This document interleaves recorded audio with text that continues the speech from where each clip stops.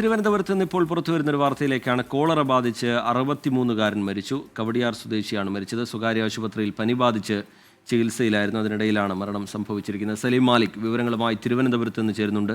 സലീം, വിവരങ്ങൾ എന്താണ് സലീം?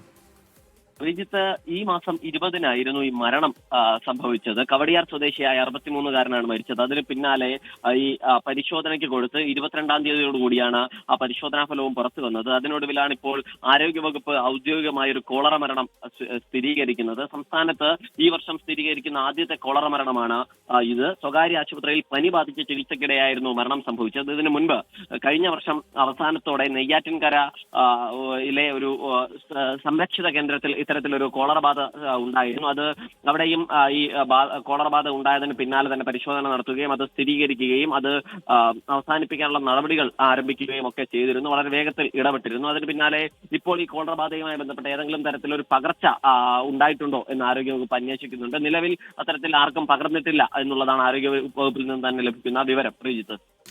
സലീം മാലിക് തിരുവനന്തപുരത്ത് നിന്ന് വിവരങ്ങൾ നൽകുകയായിരുന്നു.